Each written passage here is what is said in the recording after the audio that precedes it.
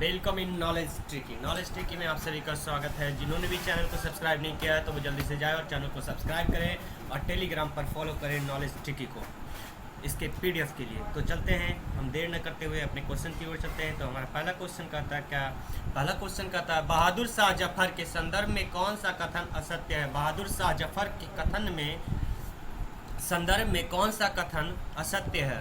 तो इसका ऑप्शन है हमारे पास 4। वे साम्राज्य के बिना सम्राट थे, वे बिना युद्ध अनुभव के योद्धा थे, हसन अस्करी उनके आध्यात्मिक गुरु थे, या फिर 1845 में उनका राज्य अभिषेक हुआ था। तो इसका आंसर हो जाएगा ऑप्शन डी, 1845 में उनका राज्य अभिषेक हुआ था। ये कथन असत्य है क्योंकि उनका राज्याभिषेक 1837 में हुआ था। बहादुर शाह जफर का राज्याभिषेक 1837 में हुआ था। तो चलते हैं अगला क्वेश्चन। अगला क्वेश्चन क्या कहता है? अगला क्वेश्चन कहता है फतेह चंद्र को जगत सेठ की उपाधि किसने दी थी। फतेह चंद्र को जगत सेठ की उपाधि किसने दी थी। तो इसका ऑप्शन है हमारे पास 4। अली वर्दी खान, सिराजुद्दौला, मीर जाफर, मोहम्मद शाह। तो इसका आंसर हो जाएगा option number D, Mohammad Shah.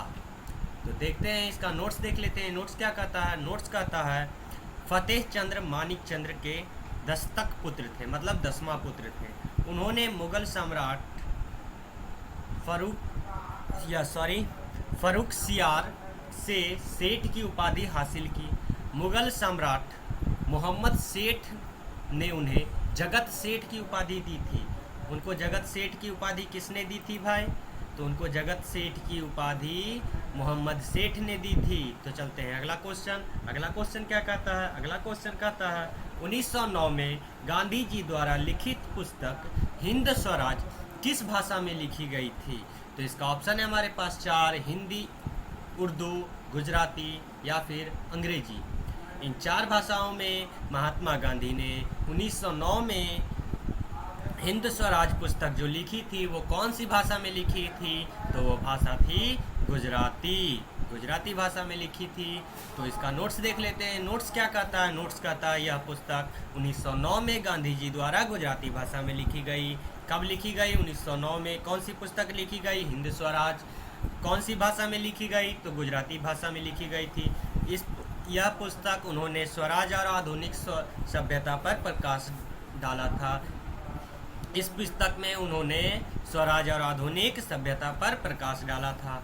तो चलते हैं अगला क्वेश्चन। अगला क्वेश्चन क्या कहता है? शिवाजी का अष्टप्रधान में कौन शामिल नहीं था। शिवाजी का अष्टप्रधान में कौन शामिल नहीं था। तो इसका ऑप्शन है हमारे पास 4। सुमंत या फिर मजूमदार या फिर बकिया नावीस या फिर वकील। तो इन चारों में से आंसर क्या हो जाएगा? तो आंसर हो जाएगा वकील। तो नोट्स देख लेते हैं। नोट्स क्या कहता है? नोट्स कहता है अष्टप्रधान में प्रधानमंत्री, अमात्य, सचिव, मंत्री, सेनापति, सुमंत, न्यायाधीश और पंडित राव शामिल थे। अष्टप्रधान में कौन कौन शामिल था भाई? तो प्रधानमंत्री शामिल थे, अमात्य शामिल थे, सचिव शामिल थे, मंत्री शामिल था, सेनापति शामिल था, सुमंत शामिल थे, न्यायाधीश शामिल थे और पंडित राव शामिल थे। तो अगला क्वेश्चन देखते हैं। अगला क्वेश्चन कहता है चैत एक चित्र करने का मुख्य कारण क्या था। चैत एक चित्र करने का मुख्य कारण क्या था। तो ऑप्शन देखते हैं। ऑप्शन हमारे पास 4। ऑप्शन ए है आय स्रोत में वृद्धि करना, या फिर क्षेत्रों का विस्तार, या फिर राजनीतिक प्रभाव को सुदृढ़ करना, या फिर ऑप्शन डी मुस्लिम शासकों के विरुद्ध के कारण। तो इसका आंसर हो जाएगा ऑप्शन नंबर ए, आय स्रोत में वृद्धि करना। नोट्स देख लेते हैं।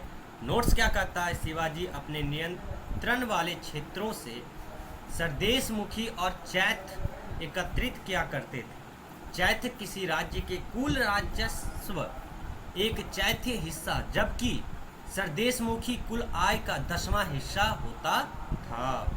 तो चलते हैं अपना अगला क्वेश्चन देखते हैं। अगला क्वेश्चन कहता है चार्ल्स द्वितीय ने बॉम्बे को किस वर्ष ईस्ट इंडिया कंपनी को दिया था? चार्ल्स द्वितीय ने बॉम्बे को किस वर्ष ईस्ट इंडिया कंपनी को दिया था? तो इसका ऑप्शन है हमारे पास 4, 1662, 64, 66 या फिर 1668 में दिया था। तो इसका आंसर हो जाएगा 1668 में दिया था। तो नोट्स देखते हैं, नोट्स क्या कहता है? नोट्स कहता है 21 सितंबर 1668 को रॉयल चार्टर अधिनियम के द्वारा चार्ल्स द्वितीय ने 10 पाउंड के वार्षिक शुल्क पर बॉम्बे को ईस्ट इंडिया कंपनी को स्थानांतरित कर दिया था। कब किया था भाई? तो स्थानांतरित कब किया था? तो 27 सितंबर 1668 को रॉयल चार्टर अधिनियम द्वारा चार्ल्स द्वितीय ने स्थानांतरित किया था। 10 पाउंड के वार्षिक शुल्क पर किया था। तो चलते हैं अगला क्वेश्चन। अगला क्वेश्चन क्या कहता है? अकबर से गुजरात में व्यापार के लिए फरमान प्राप्त करने में के प्रयास किस अंग्रेज व्यक्ति ने किया था? अकबर से गुजरात में व्यापार के फरमान प्राप्त करने के प्रयास किस अंग्रेज व्यक्ति ने किया था? तो ऑप्शन है हमारे पास 4। Option A Ralph Fitch, John मिल्डन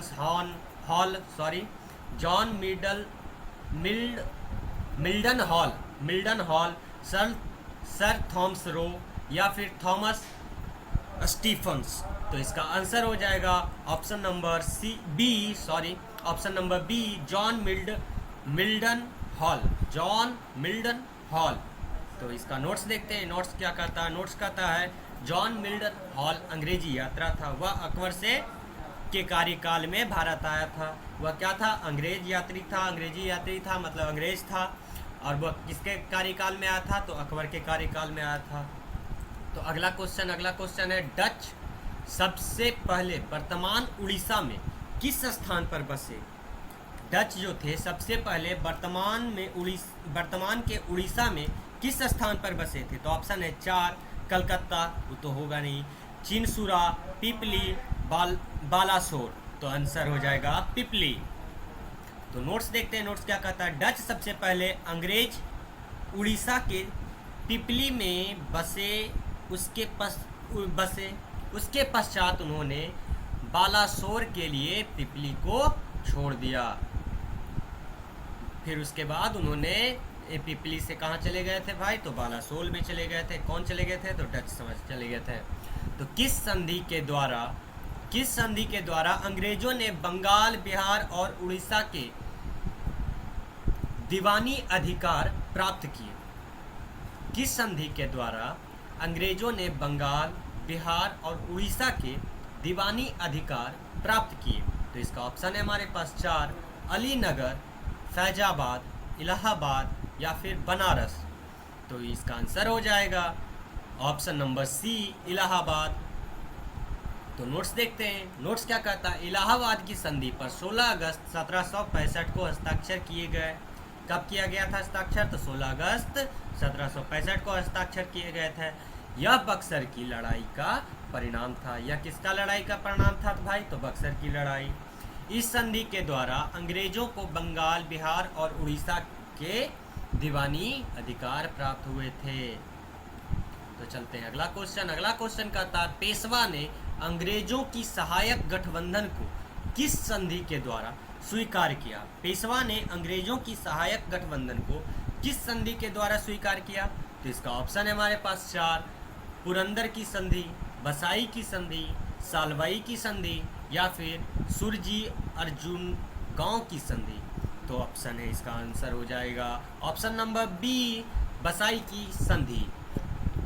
notes देख लेते हैं। नोट्स क्या कहता है? बसाई की संधि पर 31 दिसंबर 1802 में बाजीराव द्वितीय और ब्रिटिश ईस्ट इंडिया कंपनी के द्वारा हस्ताक्षर किए गए थे। किसके द्वारा हस्ताक्षर किए गए थे? तो बाजीराव द्वितीय के द्वारा और ईस्ट इंडिया कंपनी के द्वारा हस्ताक्षर किए गए थे। कब किए गए थे? तो 31 दिसंबर 1802 में।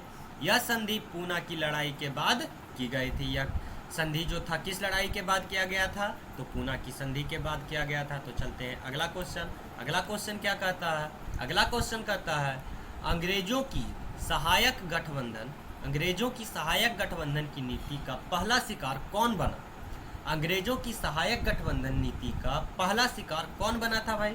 तो ऑप्शन है हमारे पास 4, अवध, मेवाड़, मैसूर या फिर हैदराबाद। तो इसका आंसर हो जाएगा ऑप्शन नंबर डी, हैदराबाद सहायक गठबंधन नीति का पहला शिकार बना था अंग्रेज का। तो नोट्स देख लेते हैं, नोट्स क्या कहता है। सहायक गठबंधन एक ताकतवर राज्य और उसके अधीन कमजोर राज्य के बीच होता है। अंग्रेजों के सहायक गठबंधन का पहला शिकार हैदराबाद का निजाम बना। लॉर्ड बेलेस्ले ने इसका प्रतिपादन किया था। तो चलते हैं अगला क्वेश्चन। अगला क्वेश्चन कहता है राष्ट्रीय स्वयंसेवक संघ में सरसंघचालक कौन होता है? राष्ट्रीय स्वयंसेवक संघ में सरसंघचालक कौन होता है? तो ऑप्शन है हमारे पास 4, आरएसएस अध्यक्ष, आरएसएस प्रांत अध्यक्ष, आरएसएस क्षेत्रीय अध्यक्ष या फिर इनमें से कोई नहीं। तो इसका आंसर हो जाएगा ऑप्शन नंबर ए, आरएसएस अध्यक्ष होता है राष्ट्रीय स्वयंसेवक संघ के सरसंघ चालक। तो नोट्स देख लेते हैं, नोट्स क्या कहता है। नोट्स में यही कहेगा आरएसएस के अध्यक्ष को सरसंघचालक कहते हैं। तो अगला क्वेश्चन क्या कहता है। अगला क्वेश्चन कहता है किसने कहा था सॉरी यहाँ पे छूट गया, किसने कहा था कि अंग्रेजों ने बंगाल में 1765 से 1772 के बीच लुटेरों का राज्य स्थापित किया? यह कथन किसने कहा था कि अंग्रेजों ने बंगाल में 1765 से 1772 के बीच लुटेरों का राज्य स्थापित किया? तो ऑप्शन है हमारे पास 4, G.W. फॉरेस्ट या फिर लॉर्ड मैकले या फिर A.M. पनिकर या फिर नंदलाल चटर्जी। तो इसका आंसर हो जाएगा option number C, A.M. Panicker. तो नोट्स देख लेते हैं, नोट्स क्या कहता है। A.M. पनिकर एक पत्रकार, विद्वान और इतिहासकार और कूटनीतिज्ञ थे। A.K.M. पनिकर एक क्या थे भाई? तो पत्रकार थे, विद्वान थे, इतिहासकार थे और कूटनीतिज्ञ थे।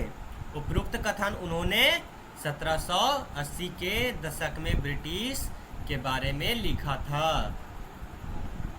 तो चलते हैं अगला क्वेश्चन कहता है अवध को किस आधार पर ब्रिटिश क्षेत्र में अधिग्रहित किया गया था?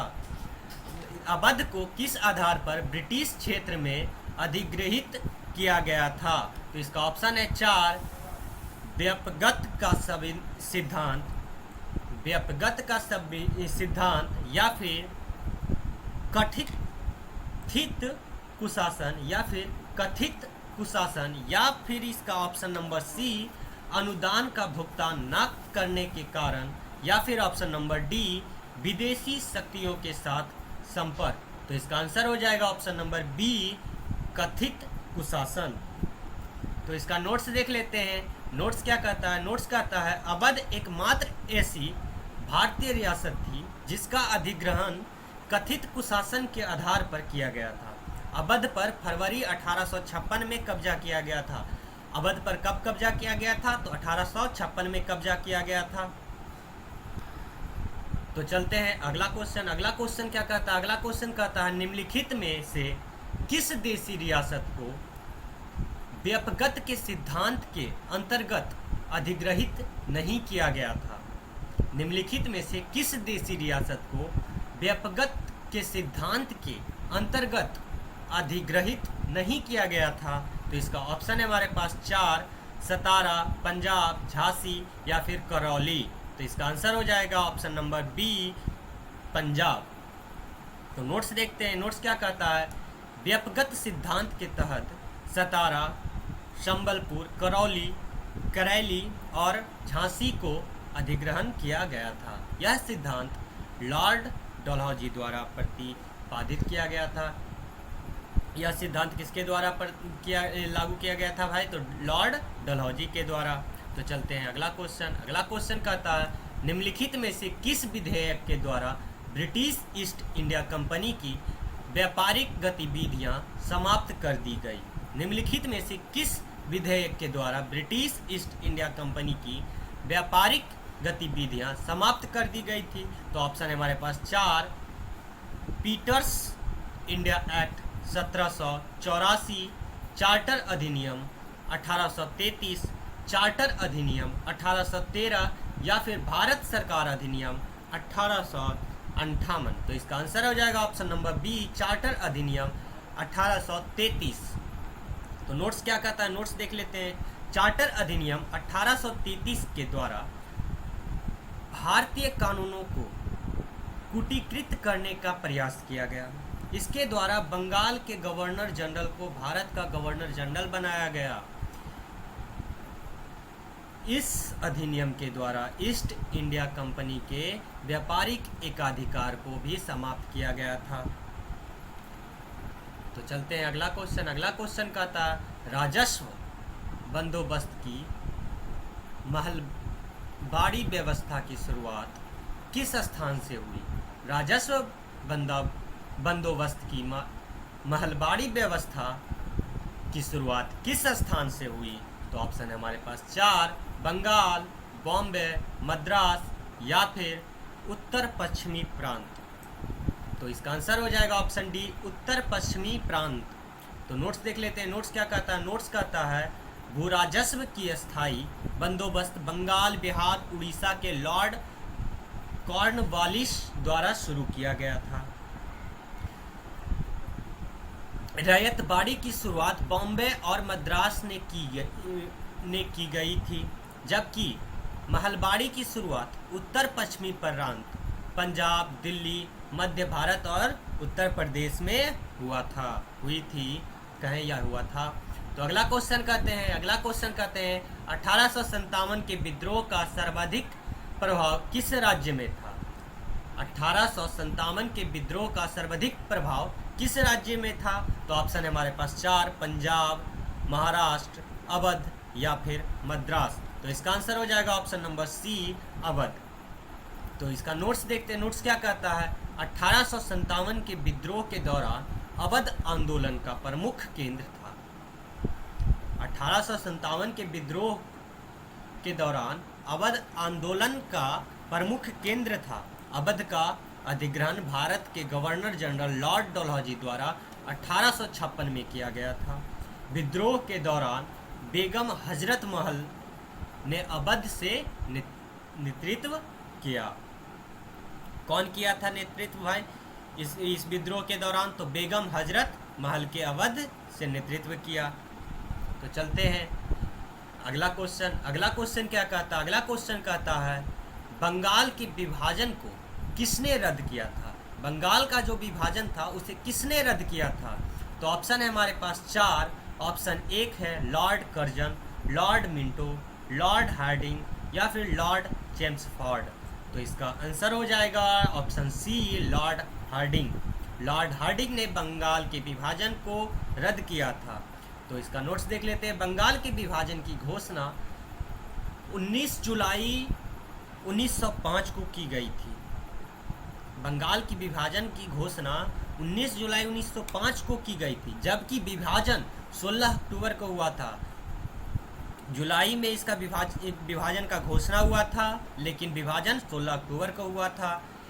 उस समय लॉर्ड कर्जन भारत के वाइस रॉय थे। उस समय भारत का वाइस रॉय कौन था भाई? तो लॉर्ड कर्जन थे।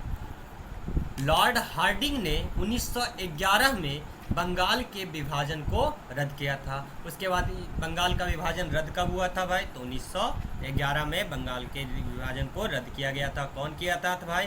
तो लॉर्ड हार्डिंग ने किया था। तो चलते हैं अगला क्वेश्चन क्या कहता है? अगला क्वेश्चन कहता है सामाजिक पूर्ण जागरण से संबंधित कुमारन असन वर्तमान में किस वर्तमान राज्य से थे? सामाजिक पूर्ण जागरण से संबंधित कुमारन असन वर्तमान में किस वर्तमान राज्य से थे? तो इसका ऑप्शन है हमारे पास 4, केरल, तमिलनाडु, आंध्र प्रदेश या फिर उपरोक्त में से कोई नहीं। तो इसका आंसर है ऑप्शन नंबर ए, केरल। तो इसका नोट्स देख लेते हैं। नोट्स क्या कहता है? नोट्स कहता है कुमारन अशन को महाकवि कुमारन अशन भी कहा जाता है। कुमारन अशन को महाकवि कुमारन अशन भी कहा जाता है। वे केरल के कवियों की त्रिमूर्ति में से एक थे। वे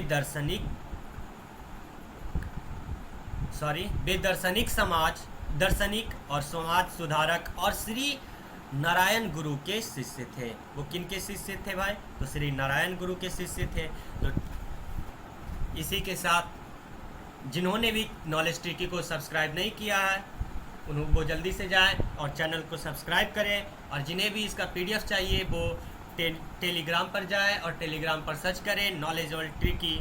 और नहीं तो नीचे डिस्क्रिप्शन बॉक्स में टेलीग्राम का लिंक दिया हुआ है, उस पर जाएं और सब फॉलो करें।